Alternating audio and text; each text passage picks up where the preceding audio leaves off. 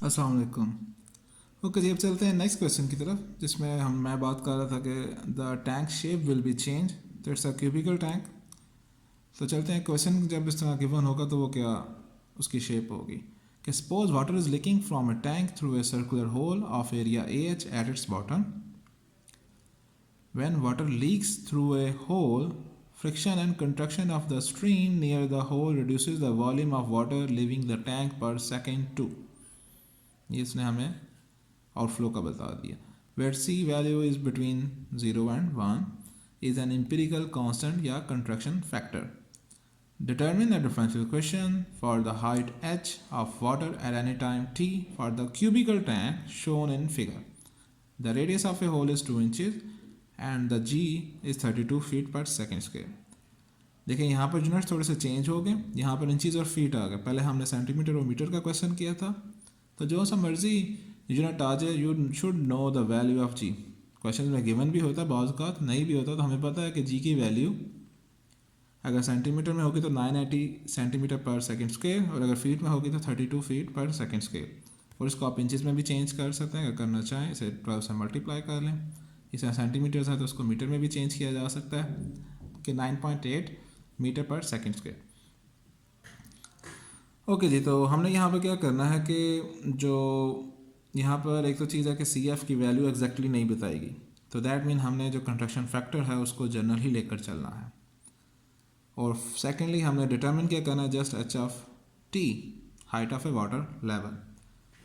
तो चलते हैं इसके सोल्यूशन की तरफ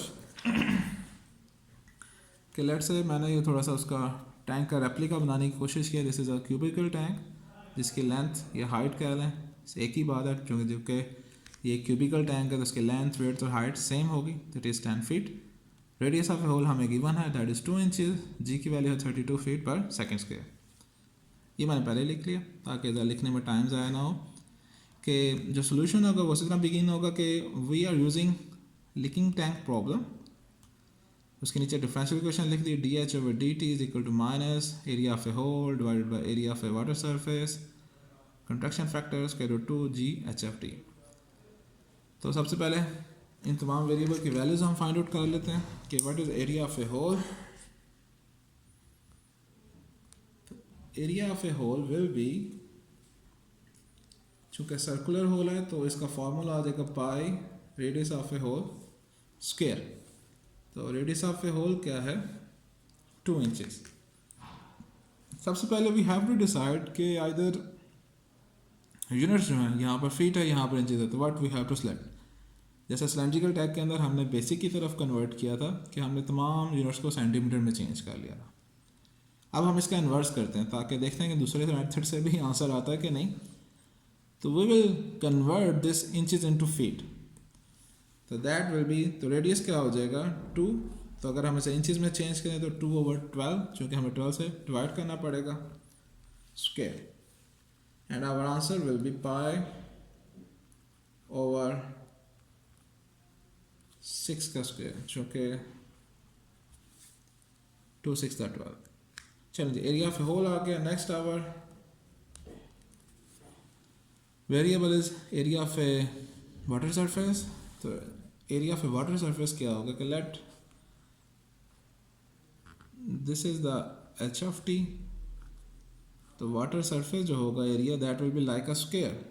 चूँकि क्यूबिकल टैंक के अंदर है तो अगर हम इसका क्रॉस सेक्शन इस तरह लेंगे हॉरिजॉन्टली, तो हमारे पास एक स्क्वायर शीट आएगी। तो इसका जो स्क्वायर का जो एरिया होता है, surface area, it is length का स्क्वायर, तो it will be length multiply by length. ठीक है, अब हर जगह पाई नहीं आएगा क्योंकि सर्कल के एरियाज में पाए जाते हैं। जब स्क्वायर की शीट आ रही है तो फिर हमारे पास लेंथ मल्टीप्लाई बाय लेंथ ही होगी, विच इज़ 10 फीट। तो it is 10 multiply by 10 and 100 feet. ये जस्ट मैं आपको बताने के लिए लिख रहा हूँ कि यहाँ पर फीट्स हैं। तो चलें, इन तमाम वैल्यूज़ को हम इसके अंदर पुट कर देते हैं। जी की वैल्यू पहले ही फीट के अंदर है, तो we will have D H over D T is equal to minus area of a hole pi over 36। चलें, इसको थोड़ा सिंप्लीफाई इधर ही कर लेते हैं। नीचे area of a water surface 100, contraction factor नहीं है तो सी एफ की वैल्यू वैसे की वैसे, और साथ square root 2 multiply by g, that is 32 feet. Okay ji, fine. 32 feet, square root of h को आप अलग कर लें, h t is equal to 0, that is equal to 10 feet, चूँकि टैंक इज इनिशियली फुल,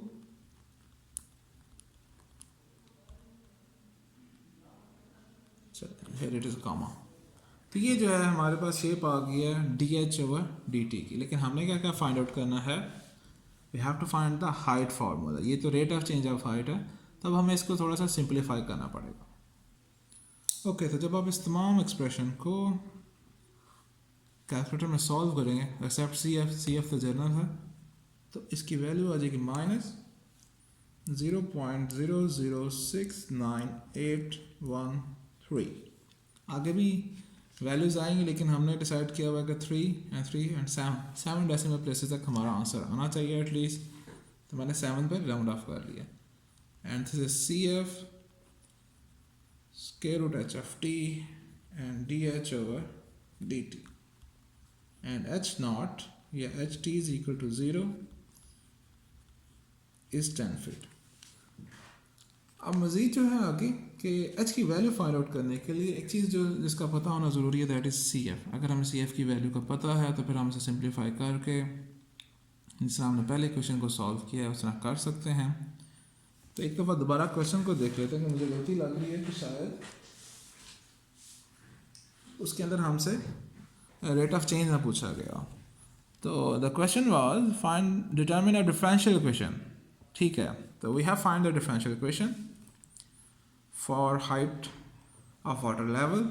अब मज़ीद इसमें क्या पूछा जा सकता है कि ये तो क्वेश्चन के लिहाज से ठीक है कि डिफरेंशियल इक्वेशन तो निकाली जा सकती है। अब मज़ीद क्या पूछा जा सकता है कि अगेन इसमें भी यही चीज़ें होंगी कि फाइंड एच ऑफ टी। उसके लिए क्या है कि हमें सी एफ की वैल्यू गिवन होनी चाहिए। लेट्स से सी एफ जो हमेशा वाटर के लिए यूज होता है इट इज़ 0.6, तो हमने क्या करना है 0.6 से पुट करना है square root of H of T, जैसे कि हमने सिलेंड्रिकल टैक में किया है सोल्यूशन, उसी तरह करके इसकी इंटीग्रेशन करें, इसकी कंडीशन पुट करें and find the formula for H of T. Next इसमें क्या पूछा जाएगा कि विच इज़ के find the water level H, time 20, 30, 40, चलें 30 कर लेते हैं, और सिमिलरली कि when will be the tank empty. तो फिर हम हाइट के लिहाज से हमेशा लिखें T is equal T1 is equal to 0 और फिर आप टाइम फाइंड आउट कर लें।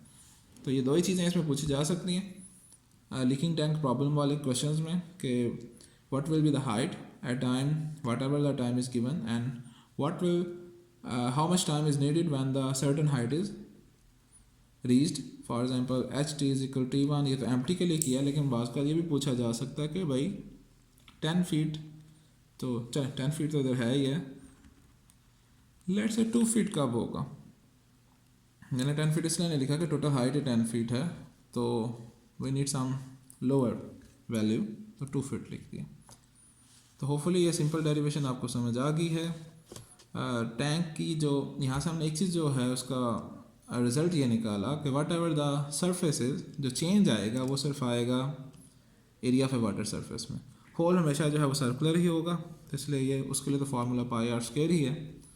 Area of a water surface का ध्यान आपने रखना है। सेकंड, जो यूनिट्स आप चूज़ कर रहे हैं इसका भी ध्यान रखना है कि हो सकता है क्वेश्चन में, आप सारी डेरिवेशन हमने फीट में की है, क्वेश्चन में पूछा जाए what will be the height when, what will the time when height will be 10 inches. अब ये फीट है, ये इंचेस हैं, तो you have to convert it into feet. चूँकि अभी कैलकुलेशन सारी फीट के लिहाज से हुई है, तो आपने फिर उसके अंदर फीट ही पुट करना है। इसी तरह वाइस वर्सा कि आपने कैलकुलेशन सारी इंचेस में की है और आपके पास आंसर जो है या जो क्वेश्चन पूछा जा रहा है वो पूछा जा रहा है कि what will be the height या what will be the time and the height will be 2 feet, तो फिर आपने उस फीट को भी किस में कन्वर्ट करना है, इंचेस में। तो इस चीज़ का बस ध्यान रखना है, बाकी डेरिवेशन में कोई मसला नहीं है।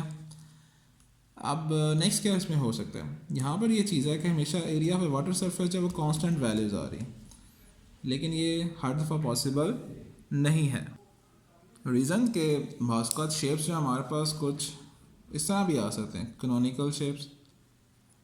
तो उसके अंदर क्या है कि जो वाटर सरफेस एरिया है वो तो डिफरेंट हो रहा है। या for example we have a spherical tank, क्योंकि अक्सर जगहों पर हमने देखा भी है कि वाटर टैंक स्फेरिकल भी पड़े होते हैं। तो उसके अंदर भी वाटर सरफेस पहले ज़्यादा हो रहा है, फिर कम हो रहा है, एंड अगेन कम ज़्यादा कम, जबकि यहाँ पर कॉन्स्टेंटली डिक्रीज़ हो रहा है। The mean area of a water surface जो विद रिस्पेक्ट टू टाइम उसमें चेंज आ रही है। अब वो फंक्शन ऑफ टाइम बन गया है, कांस्टेंट वैल्यू नहीं है। तो तब हम कैसे एच एफ टी को फाइंड आउट कर सकते हैं, और उन डिफरेंशियल इक्वेशन में क्या हमें डिफरेंट देखने को मिलेगा। तो वो इंशाल्लाह हम नेक्स्ट इसको ड्राइव करते हैं और देखते हैं कि इसमें क्या चेंजेस आती हैं। टिल देन आप इसको चेक करें, और इसमें कोई गलती वगैरह नज़र आती है तो काइंडली नोटिफाई मी कमेंट करके, और अगर कुछ नहीं समझ आता तो आप क्वेश्चन भी पूछ सकते हैं। Thank you very much.